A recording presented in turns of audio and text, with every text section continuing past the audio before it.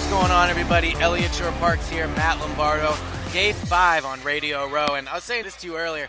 At the beginning of the week, it kind of felt like it was dragging, but now I can't believe it's already Friday, and this game is only 2 days away. Yeah, Super Bowl Friday, and Radio Row certainly has reached peak levels this morning. And, Eliot, I got to say that you blink your eye, and this week was over. I feel like this year went so much quicker than covering the Super Bowl last year in Houston between the Patriots and the Atlanta Falcons. And in a lot of ways, it hasn't even really felt like the Super Bowl because we've done all the, Radio Row conversations, and we've met all the, analysts and former players and celebrities that are rolling through, but we've also been covering this like it's a regular Eagles week with interviews and availabilities. So the game's almost here, the season is almost over, and hopefully fans back in Philadelphia are soaking all this up because this is a really unique and special team for sure. So this has been a different week, but the good news is it's Friday, and on the No-Huddle show, that means it's preview time. This will be like our, 19th preview. So, this is the last one, so finally time to get to some X's and O's of this game. But before we do that, we, of course, want to start with a review, as we've been doing every day this week. We hit our 500th review, which we really appreciate from everybody. We're at 516 right now. Yep. And I'll go first. So this review is from Keep It Coming by Banks5001. 5 stars, of course. In season, it's my go-to for an honest assessment of upcoming games. Off season, it feeds my football withdrawals. Keep up the quality work, gentlemen. Awesome. So thank you very much for that. And keep it coming this week. This is our 5th podcast in 5 days. Yep, so. And we've had a lot of guests and a lot of Eagles players. Probably more Eagles players this week than we've had all year. Yeah. Mine's coming from Jesse1999. Says, where I get my Eagles fix. This is a solid, no-nonsense discussion about the Eagles from guys who spend their days on the inside, talking to the players, coaches, and executives. If you're into screaming introductions, crazy hot takes, or emotional outbursts from fans who, quote-unquote, bleed green, this won't be your thing. But if you want some unbiased insight into the games and some interesting behind-the-scenes stories, give these guys a shot. So, to me, Eliot, that perfectly sums up what we try to do on this podcast. All right, so let's start with X's and O's. Let's get down into this game. Do you want to start on the offensive side of the ball for the Eagles, or you want to start on the defensive side? Let's start on the offensive side of the ball. All right, so let's talk about the Eagles' passing game versus the Patriots' secondary and their ability to stop Foles. So it's crazy to think that we're talking about a Super Bowl and we might give Foles the advantage in the passing game because just 3 weeks ago he looked terrible. Coming before that Atlanta game, and we talked about it on here, but those final 2 quarters against Atlanta and then really all game against the Vikings, he looked absolutely great. Best game of his career, in my opinion. He was lights out. So coming into this game, 141.4 passer rating, 78% completion percentage, 3 touchdowns, no picks against the Vikings.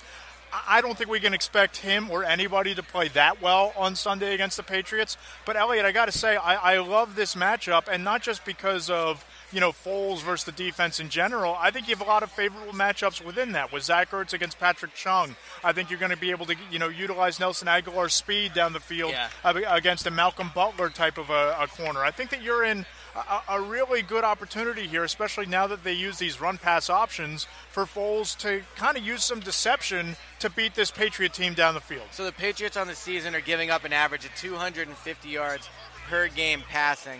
Do you want to guess where that leaves them? I would say they're probably somewhere around 12 or 13. No, 30th, according to this website. There you go. All right. Well, that seems like pretty low for that. But the matchup I do like for the Eagles actually is Alshon if he gets matched up against Gilmore. Stephon Gilmore, yeah. I'm not big on Gilmore. PFF, who I do respect and a lot of people don't, but they have not been very big on him this year.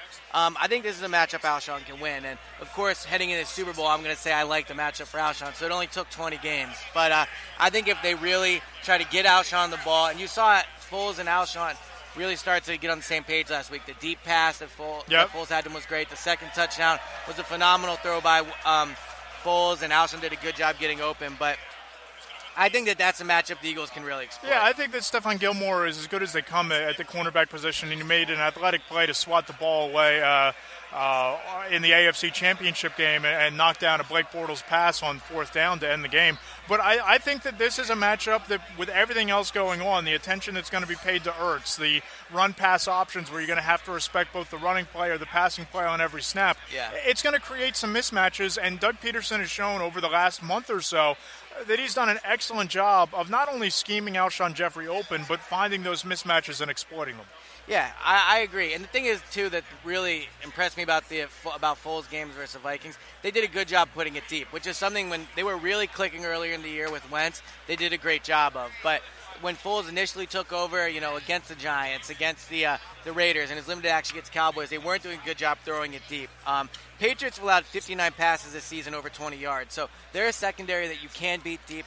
And I think that Doug's going to be a big part of this. I think they can win their individual matchups, but Doug has to scheme some of these players open a little bit. And last week you saw that with the flea flicker, getting Alshon open down the field. I think Doug will be able to kind of scheme this. And then it's really just up to Foles making the throws. I mean, we saw against the Patriots versus Jaguars, there were throws there to be made for Bortles. He just couldn't do it. Yeah, no, I agree. And, I mean, we could talk all we want about Alshon Jeffrey, and I think that he's unlocked this offense, especially in the postseason. But I look at Nelson Aguilar and his speed, and you move him around, whether it's on those jet sweeps, whether it's on end arounds, whether it's on rocket screens to him in the slot.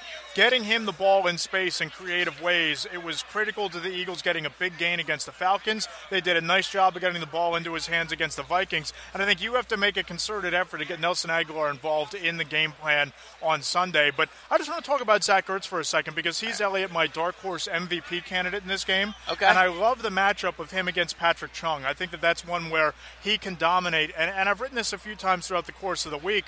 Ertz had 11 catches for 135 yards in 2 playoff games. I don't think it's out of the realm of possibility that he has 11 catches for 130 yards on Sunday night. And if he does, it's going to be real hard to keep the Super Bowl MVP out of his hands. And if he does that, that's going to unlock the entire offense. Yeah, no, I agree. So, all right, it sounds like in this matchup, we're both going with the Eagles over the Patriots. Yep. Eagles passing game over the Patriots pass defense? Yes, correct. All right, so we're going to Eagles there. All right, let's talk about the run game. Eagles, obviously, great job running the ball all season. We talk about it each week. They just have the personnel to really run it against anybody. The offensive line, Brian Baldinger, that we had on earlier in the week, said they have the best offensive line in football. And that isn't just in terms of protecting the quarterback. That's in terms of run blocking as well. For sure. And their running backs are playing well. And one component, I mean, it's not running the ball, but when we're talking about the running backs, I really think the running backs have a chance to have a big game catching the ball out of the backfield. The Patriots linebackers struggle to cover running backs coming out of the backfield. You saw that against the Jaguars. You've seen it all season whenever you watch the Patriots. Leonard Fournette, who obviously is a great running back, isn't great out of the backfield. He got open down the field a few times. And again, Bortles just blew it. If Foles plays at the level he's capable of playing, of the level he played last week, they'll make those throws. And Corey Clement's a guy I think can really hurt him. You took the words right out of my mouth. Corey Clement is their best pass catcher. He's their fastest running back. And he's a guy, along with Nelson Aguilar, that if you line them up in the backfield and hit them on a wheel route, that could open up a 15, 20, 25-yard gain. And I think that, everybody talks about the value of Bill Belichick having 2 weeks to prepare and coming up with new wrinkles and new schemes. If I'm Doug Peterson, I'm going to unveil a pistol type of a formation where I have Corey Clement and Aguilar in the backfield, and I basically say, okay, I'm going to throw the ball. I'm going to throw it to either one of these guys. Yeah. You stop them. You make a play in the open field and take the speed away from them, and until the Patriots and Belichick counter, I think that's a wrinkle that you might see unveiled against the Patriots. That's really when it comes to the aggressiveness of Doug. That's what people have talked about all week, that when you play the Patriots, you can't coach scared, and people don't think Doug will. And that's where you'll see it, with the trick plays out of the backfield, using the running backs in different ways as pass catchers. So I do think there's a good chance of that. Now, just in terms of running the ball, Patriots give up an average of 114.8 yards per game this season, 20th in the NFL, 11 runs this season of 20-plus yards, so almost one per game in terms of teams breaking big runs against them. As I said when we started talking about this, Eagles are dominant on the ground. They've averaged 132.2 rushing yards per ground this season. So I think they will be able to run the ball in the Patriots. And it really is key. I mean, look, running the ball is always key. You're never going to go into a game saying it doesn't matter if you run the ball. Right. But especially in the Super Bowl and with Foles, you need to make sure you have another game he can lean on. You can't, count on him to throw the ball 45-plus times and carry you to a win. So I do think that getting the running game established early is a big deal, not only for Foles, but we got to talk about just controlling the clock. Well, bingo. And your last point, I think, is the most important point when you talk about the running game, because the key to this game is limiting Tom Brady's opportunities. Yeah. Keeping Tom Brady off the field, churning out down clock, shortening the game. The same sort of thing that we talked about a little bit against the Falcons. And Jay Ajayi had a really gritty effort in that game, 54 yards rushing, and kind of, powered that offense. Listen, I think that the Eagles are going to have to play ball control in this game. I think that they're built up front along their offensive line with Lane Johnson and Jason Kelsey and Stefan Wisniewski and Brandon Brooks. And Vaitai has had 2 really nice games back-to-back. I look at this right now, and I think that, the Eagles blockers do a nice job of getting to the second level. I think they're going to be able to get downhill running the ball. Yeah. And let's not discount the fact that the Eagles have 2 very pissed-off running backs. Jay Ajayi said and told me after the Falcon game, his redemption for being traded by the Dolphins and for being labeled the locker room cancer on the way out the door would come by winning a Super Bowl. LeGarrette Blount can talk all he wants about, being over New England and getting past playing for the Patriots. Look, he lasted until April in free agency. They didn't even make him an offer, and he signed a $2 million deal with the Eagles. That's added motivation right there. So I think that, in the running game, it's all about attitude, and I think that the Eagles have the personnel and the mentality to run the ball pretty well on Sunday night. All right, so sounds like we're both going with the Eagles running game over the Patriots run defense. So 2-0 Eagles right now in terms of their offense versus the Patriots defense. All right, now here really is, I think the defensive line of the Eagles is the key to the game, but here's an absolute key to the game for the Eagles, protecting Nick Foles. Patriots defensive line, pretty good. I mean, they don't have an elite pass rusher. They're not the pass rush that the Eagles faced last week in the Vikings, but they do have 42 sacks on the season, which is more than Minnesota had. And I'm not saying that means they're a better pass rush, but Patriots do a good job of when they actually get to the quarterback of bringing them down. What do you think of this matchup?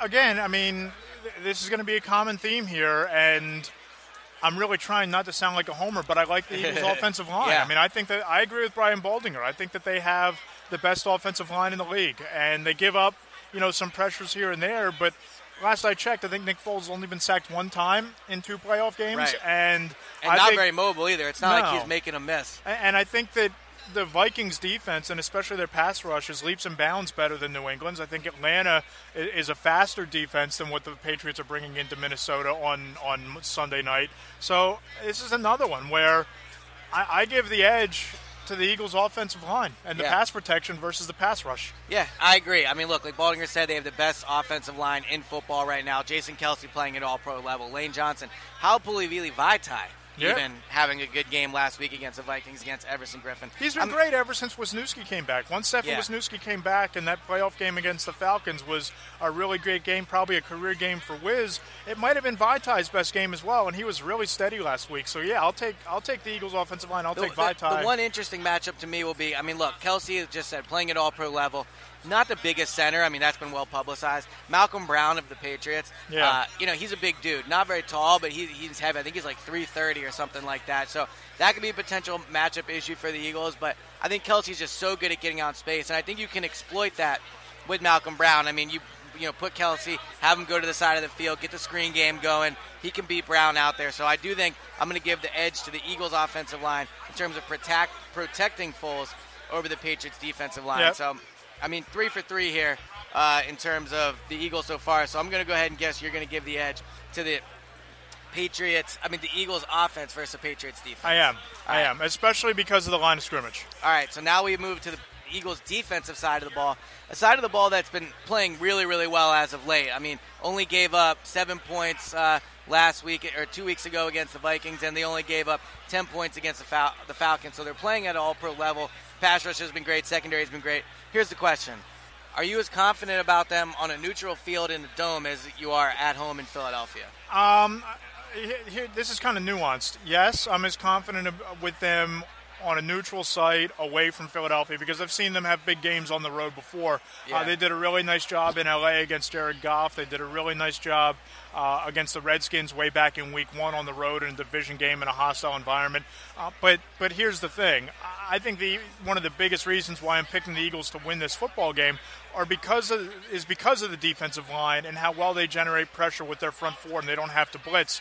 But I don't think it's a monumental edge because of Tom Brady. Tom Brady's going to equalize everything, and that's why, he's a 4-time Super Bowl MVP. He's won 5 rings. So I guess I'm going to give the Eagles a slight edge because I think it's the biggest reason they're going to win the game.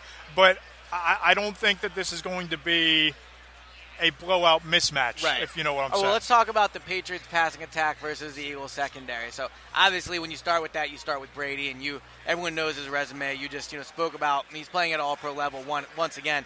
How do you feel about the Eagles cornerbacks versus the Patriots skill receivers? I mean, Patrick Robinson will be matched up against Amendola in the slot. Yep. Crazy to me that we're talking about that as maybe a benefit for that. I mean, a matchup the Eagles can win, but Robinson's been playing great this season. He's probably been their best cornerback. Amendola is the guy the Patriots really depend on. I mean, you saw last week against the Jaguars, not to keep bringing that game up, but I think you really saw a blueprint there of what the Patriots like to do. When Gronk out of the game, and who knows how he'll be this week because of the concussion. No Edelman, which they've had all season. They really rely on Amendola, and I think Robinson has a good chance against them. Yeah, and you look at another matchup, Brandon Cooks against Ronald Darby. It's speed on speed again, and if they wind up, lined up against one another, I think that you look at what Ronald Darby was able to do against Mohamed Sanu back in the divisional playoff game, and Sanu was virtually a non-factor that day, and that was one of those matchups that we thought could help decide the game because of how many weapons the Falcons had, and Darby held him to 3 catches for 50 yards. Now, Brandon Cooks is a faster version of Mohamed Sanu, but Darby has claimed and backed it up that he's the fastest cornerback in the league. So that's the one matchup that I really like is Darby against Cooks. And, it's going to come down to Eliot this game in terms of the Eagles' defense. One, of course, how they're able to contain Brady. But number two, what they're able to do against Rob Gronkowski. Because if Gronk plays, which there's no reason to believe he won't play after being cleared from the concussion protocol on Thursday, if Gronk plays, he's going to be the focal point of the passing game. And you're going to have to probably isolate Malcolm Jenkins against Rob Gronkowski. And that's a really good matchup. That's a really good matchup for the Eagles because Malcolm Jenkins is one of the premier safeties in the National Football League. He's done a nice job against the tight ends. The Eagles have done a nice job containing tight ends all year, but Gronk's a different beast, and that's going to be one of those things that I'm going to be zoned in on throughout the night. So I agree that it's a good matchup for the Eagles. I mean, look, if you're going to try to contain Gronk, Jenkins is a guy you'd want to try to do it. But I can't sit here and say I think the Eagles have the edge in that just because, Gronk might be the best tight end of all time. He's a huge playoff performer. He's always shown he's able to get the job done. And Jenkins, for as good as he is, struggled a little bit against Travis Kelce in week 2. Led up a few big plays to him. The Eagles did lose that game. Kelce ended up with the long catch down the sideline and the touchdown late in the game. And, Kelce's probably the closest player in the league in terms of skill set where, in terms of Gronk. So I think that'll be a tough matchup for the Eagles. I wouldn't be surprised if, they put more than just Jenkins on him, maybe, had someone lean towards his side or something like that. But the other matchup I think is going to be a tough one for the Eagles. I think this could be a tough game for Jalen Mills. Just because the Patriots receivers, one, they're all pretty quick. Even Chris Hogan has pretty good speed. And they're just tough to cover. they're all great route runners, which is something the Eagles cornerbacks really struggle with. So Brandon Cooks, I think, could be in for a long – Darby could be in for a long day against Cooks. And I really think Jalen Mills is going to be an issue too.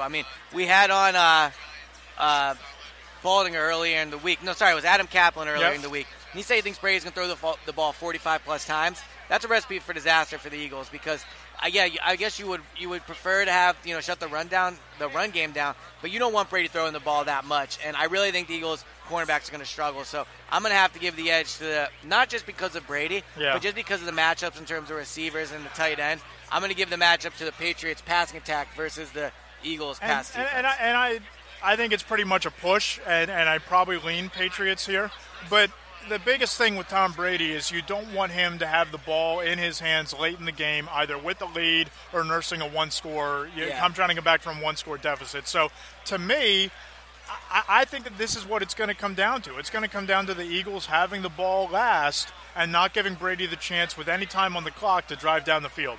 All right, so we're both giving the edge to the Patriots there. Let's talk about the key to the game right here. Let's talk about the Eagles' pass rush against the Patriots' offensive line. So clearly, look, from the minute this game started, we knew the key was going to be the defensive tackles of Fletcher Cox and Timmy Jernigan, getting pressure up the middle. Jernigan, we'll see. Today's Friday. We'll see what he does in terms of practice. Again, Friday's a lighter day, though. Yep. So if he does take part, I wouldn't say that's a sign that he's completely, feeling better from this illness that, it sounds silly to think a sickness would really keep this guy out of the game, and I don't think it will. But he didn't practice last Friday. He didn't practice Wednesday. He didn't practice Thursday. Doug has said to the pool reporter that he's confident that Jernigan will be able to play. Obviously, he's played all season, so this isn't something where you have to worry about him not knowing the defense or anything like that. Even so, Bo Allen has taken a significant amount of snaps the last couple of weeks and done a really nice job. Played very well. I think that Jernigan will play, and I think that Fletcher Cox and Tim Jernigan or Fletcher Cox and Bo Allen are the biggest reasons why the Eagles are going to win. Because, no matter who we talked to this week, whether it was on the podcast, players on the Eagles roster, former players, just analysts that we see around town, everybody has said that the key to beating Brady is getting to him without pressure, right? Yeah. Without blitzing him. And Brady has a passer rating of something like 93.4 against the blitz. But the Eagles don't need the blitz to bring pressure. And a lot of Patriots players who I talked to yesterday said the same thing, that the biggest challenge about playing the Eagles is that they'll get to you and they'll pressure you without blitzing. And it's very unique because not many teams have the ability to do that as well as the Eagles do. And that's because you have Brandon Graham and Chris Long swarming off the edge of the defensive end spot. Fletcher Cox is an all-pro defensive tackle who specializes at getting after the quarterback. And Jernigan played at a Pro Bowl level for most of the year. And they have 3 guys along that line with 5+ sacks. And the depth is the key because, again, and I've said this, but I'll repeat it. The Falcons had the Patriots beat last year because of the pass rush. They were getting pressure. They had Brady rattled. They just didn't have the depth to keep it up. The Eagles have the depth to keep it up. They do. The Eagles have the ability, once they get Brady rattled, to keep him there. So I really like this matchup. But the last key I'll say about this is, look, Jernigan, Cox, Bo Allen, they're going to get pressure up the middle. Brady's going to have to move out of the pocket. The Eagles' defensive ends are good at getting pressure. They're good at, when they get there, making a play on the ball. They've got to be better at just bringing Brady down. They're not a team that's great at finishing the play when they get to the quarterback. I agree. And so it's going to be on Brandon Graham, a guy that 9.5 sacks this year, never been a double-digit sack guy. I mean, outside of Chris Long, I'd imagine some point of his career, the Eagles have never had a double-digit sack guy of this current roster on the end. So they're going to have, when they get to Brady, they got to bring him down. If they just do this where they pressure him and he's getting the ball off, it's going to be a long day because, as we said, I really think the Eagles' secondary is going to have a lot of issues with this Patriots passing offense and their weapons. Yep, no, I agree with that. If you get there, you have to get home, or you have to strip the ball, or you have to make some sort of play, because pressuring him is one thing, but hitting him is another. And even if they don't get the sack, if you knock him around, if you hit him as he's getting rid of the ball and you beat him up, maybe he starts to see some ghosts. Yeah. Maybe he starts to force some things. And again, he's won 4 Super Bowl MVPs for a reason, but he's not unbeatable. He has lost 2 Super Bowls to the Giants. Yeah. Right, and it's been because of the pass rush. So, All right, we're going with the Eagles. I mean, listen, I know I am. I'm assuming you are too. Eagles defensive line over the Patriots. Yep. All right, so let's see. Now running game. Running game's the next one we got to do. And I can tell you it's going to be another check mark for the Eagles because as well as the Patriots do a really nice job of getting Deion Lewis involved both as a pass catcher and a runner, Eagles have the number 1 rushing defense in the league, and they allowed only 79.6 yards on the ground per game all season. So the same things that we said about the defensive line holding the keys to beating the Patriots through the passing game, it's even exasperated against the run. And this is one area where, look, I mean, not having Jernigan at 100% is going to impact the game all over in terms of the pass rush and all that. But Jernigan is one of the main reasons the Eagles went from a good run defense last year to the best run defense this year, to the team that nobody's been able to run the ball on.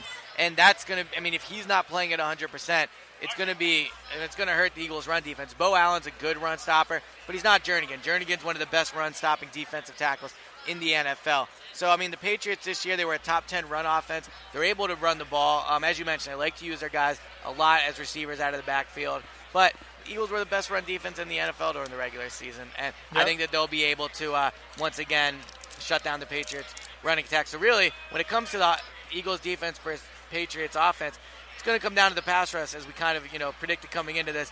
If they get to Brady, I think the Eagles' defense could hold this Patriots' offense to under 20 points. If they get time, I think you could be looking at 30-plus points because look at these Eagles' last few games on the road. They struggled against the Seahawks on the defensive side of the ball. They struggled against the Rams on the defensive side of the ball. Got lit up by the Giants, one of the worst offenses in the NFL, on the road. So pass rush is going to be key. If it's not there, this could be a really long game for the Eagles' defense. But overall, where are you going? Patriots offense, Eagles defense. This is so tough for me because I can't pick against Brady, right? And I think that Tom Brady's going to find a way. Sounds like you're about to pick against him in a few minutes. In the game, sure, but I don't. I think the Eagles' defense is one of the reasons why they win the game, but it's not. Again, I don't think they're going to have a dominant performance. I think they're just going to be just good enough. I guess I'll give a slight edge to the Eagles' defense, and I'll lean that direction. So I'm going to, again, it's not a slam dunk. I got to go with the Patriots' offense just because They have, the quarterback, obviously Tom Brady versus secondary, and I don't like the matchup against the receivers versus the Eagles secondary. But here's the thing. I think the difference in that matchup, I think the Eagles offense is way better than the Patriots defense. Yeah. Whereas I think, the Patriots offense versus Eagles defense is much more of a push. So, yep. All right. If I could, make it a push, I'd give it a push. Yeah, we don't do that. We don't do that here. We have to have, exactly. hot take, hashtag That's fire. right. Yeah, that's right. So, okay. So, you want to do coaches? Absolutely, I want to do coaches. Right. I think you got to go Bill Belichick here, but I also think that Doug Peterson's a worthy adversary of Bill Belichick, and I think that this is a much closer matchup than anyone thinks. All right, so before we get into our final prediction, we're going to have Daniel Jeremiah of NFL Network come on, talk about the game, talk about the X's and O's, now, see what he thinks. I've been surprised all week. He'd be a great person to talk about with the coaching matchup, so we're going to bring him on right now, so here we go. We're here with Daniel Jeremiah of NFL Network and breaking down this game from all angles. First of all, how's your week in Minnesota been? It's been great. This might be the nicest people on planet Earth here in Minnesota. I've never seen anything like it. I've had more people come up to me. They tap you on the shoulder, and it's not like, who do you think's going to win the game or this. It's you having a good week? Yeah, like, exactly. I want to adopt all these people. They're so nice. Yeah, bring them back east where, we could, increase the niceness factor a little bit. So let's dive into this game right away. And one of the things I'm looking forward to is the chess match between Bill Belichick and Doug Peterson. Yeah. Belichick, obviously, one of the greatest coaches of all time in any sport, and Doug Peterson has had maybe one of the greatest seasons or at least greatest months of a head coach in NFL history. How do you see this thing playing out between the two coaches on Sunday night? Well, I think you're going to see it's going to be fascinating to watch how they come out, and it's going to be fascinating to watch how they adjust to one another. So my expectation from Bill Belichick in this game is, trying to figure out what he's going to try and take away from the Eagles. All the RPO slants and different things, those easy layups that get Nick Foles in a rhythm, I think they're going to try and disrupt that. I think you're going to come up, you're going to see this defense get nose-to-nose, press, and try and reroute these Eagles receivers and take away some of that rhythm, which I think they're daring Philadelphia to just get up over the top of them. And I think Doug has shown he's not scared. He's going to be aggressive. So I think early to do that with Ertz and with Alshon Jeffrey, Aguilar can get on top, and Torrey Smith can get on top. So I actually think we might see some fireworks early in this game. I think you could see the Eagles take some deep shots early in the first quarter. Yeah, and that would be a lot of fun, and it would certainly set the tone for maybe a similar game to what we saw last year. Give me the one key for the Patriots to win this game over the Eagles. I just think if they can just hold up front, that's their biggest key. And when I talk about them, blocking the Eagles, what the Patriots like to do is they're going to run their tempo, they're going to run their pace, they're going to get the ball out quick for the first 2-3 quarters, and then when your tongue's dragging and your pass rush slows down, they'll pay that off down the field. So to me, the Eagles' defense is about numbers, not names, just having a bunch of different guys they can roll through there, which they do as well as any team in the league, keeping everybody fresh when you get in the fourth quarter. You're not missing those tackles like we've seen, Atlanta, where the way they wore down last year. I thought even Jacksonville missed some tackles in the second half of that game. They didn't miss in the first half. So staying fresh is going to be big. And for the Eagles to win the game, obviously I think it starts up front with both lines. Is that what you agree, or do you see there's a different key to them getting this thing done? I mean, they need to dominate. I mean, they have better personnel up front on both sides, so they need to cash that in and dominate at the line of scrimmage. And then I think offensively for them, being able to run on the perimeter, I think is going to be a big option in this game. I think they'll have a lot of space out there. I don't think you want to bang your head inside the tackles all game long, and I think a guy like Corey Clement could step up and be big in this game, getting him on the outside. Yeah, he could be the X factor, but they also have two really angry, dominant downhill running backs in Jay Ajayi and Garrett Blount. Both kind of are carrying grudges into this game. Yep. How much does that factor in? And if you're the Eagles, do you want to, as you said, try to get those fireworks going early? Yeah. Or do you want to ground and pound? Because you have the running backs to do it, and if you ground and pound and you run the ball effectively, now all of a sudden that limits the time that Tom Brady has to be out there. Well, I think you're going to see him again. I think some of those early shots, try and loosen them up a little bit, take some people out of the box, and then I think you'll see them start to hammer away in the run game. But I actually think this is one of those games where you come out and try and throw the ball a little bit early and see if you can stretch this defense out, and then you bring the hammer and start running the football. Big picture for the Eagles, obviously this has been a special year because of all the adversity they've overcome, and to get to this point without Carson Wentz and with Nick Foles, win or lose, it's one of the great stories in recent NFL memory. But from an Eagles perspective, this is a pretty significant injury that Carson Wentz is trying to come back from, and part of what made him so special was his elusiveness in the pocket, his mobility, his escapability. How do you see his game changing, or how do you think that he as a quarterback has to evolve? Because you're a quarterback guru who knows the position in and out. what does Carson Wentz have to do differently? How much do you think he has to or will change starting next year? Well, I think he can still run. I think you don't take that away from him. And his ability, his strength inside the pocket is what's his best attribute, to be able to shake off guys. To me, it's just then as a runner, when you do decide to run, just do a little bit better job of protecting yourself. Don't let those hits accumulate over the course of the season. It's so dang competitive that I don't think you're ever going to stop him from moving around, and I don't think you want to. But if you can just work on continuing to be a little bit more mindful of getting down, not taking that punishment. But I know it's a significant injury, and you get both those ligaments like that. But, man, I'm not betting against that kid. There you go. Can't let you off without making a pick on the game. How do you see it playing out? Every Patriots Super Bowl ends in a close fashion, and 9 times out of 10, or I guess I should say 5 out of 7, it ends up in their favor. But I'm just crazy enough to go the other way. I'm picking the Eagles 31-28. I think Nelson Aguilar gets a touchdown inside 2 minutes, and they find a way to get it done. There you go. It's Super Bowl parade in Philadelphia this week. Daniel Jeremiah is calling it. Daniel, you're one of my favorite follows on Twitter, especially around draft time. Everybody give him a follow at Move the Sticks. Daniel Jeremiah, appreciate a couple minutes on the No-Huddle Show. Enjoy the weekend. Thanks, man. All right, so there you have it, Eliot. Daniel Jeremiah is picking the Eagles and thinks we're going to be covering a parade. What's your prediction? You know what's funny about his pick? Everybody we've asked this week says the same type thing. They go, "Oh man, it's tough to pick against Tom Brady, but I'm going to do it." Right. So the Eagles are underdogs in this game, though. They are underdogs, obviously on the line. They'll wear the underdog masks. This whole idea that no one's picking the Eagles is not true. When you talk to people this week, people think the Eagles, if they're not picking them, they think they have a real shot. People definitely respect what the Eagles have done. They were impressed with what they did against the Vikings. So this whole idea that they're going to be huge underdogs to me is just wrong. So, all right, we have his pick. Throughout the week we've heard picks. I don't think we talked to anybody that picked the Patriots. I think Adam Kaplan did. picked the Patriots. Dan Duggan, our covered Giants the Super reporter. Bowl for us. He covers the Giants. He picked the New England Patriots in this game. But Steve Politti has like 1,000 reasons why the Eagles will blow out the Patriots on the site today. My pick goes live tomorrow. But let's hear who you got. All right, so when I first found out it was the Patriots, I was pretty confident the Eagles were going to win. I thought they matched up great. As we've talked about, the defensive line, all over the ball, really. I think the Eagles have a lot of they have a lot of favorable matchups. The one thing that really concerns me about this game is the time off. I really do think that the fact that the Eagles aren't used to the 2 weeks, they're not used to the prolonged workout time before the game, they're not used to the long halftime. The Eagles are creatures of habits. They really, really this season have shown that when they're doing Sunday to Sunday normal week, they're tough to beat. When they have something thrown their way, they just don't play that well. I mean, even the Falcons game, they didn't play that good.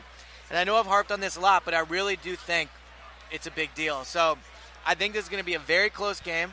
I think that if the Eagles played this game last Sunday, they played it in Philly, they would maybe blow the Patriots out. Blow them out? Yeah. It sounds like you're going the other way, though. Well, all right. So the fact that it's in a neutral stadium, I think hurts the Eagles.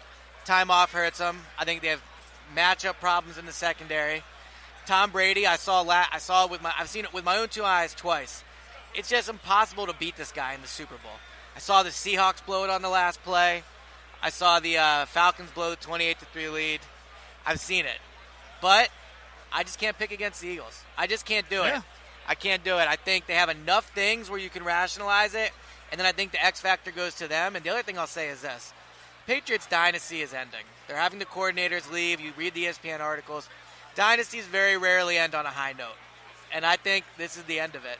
I wrote about it after the game last Sunday that I believe we're on the cusp of seeing a changing of the guard in the NFL, and that changing of the guard is the Eagles. And again, you look at this Eagles team, and there are a lot of questions around Carson Wentz and the quarterback he's going to be when he comes back. But Doug Peterson has shown through this year that even with Nick Foles, he can scheme his quarterback to be very productive and very efficient at the position and put up some big numbers and win some big football games against tough competition. Right. So I just look at this right now, and I think the Eagles win the game. I think it's decided by the play of both lines. I think it's going to be close. I think it could come down to a Jake Elliott field goal at the end in walk-off fashion. I like the Eagles, Elliott, 27-24.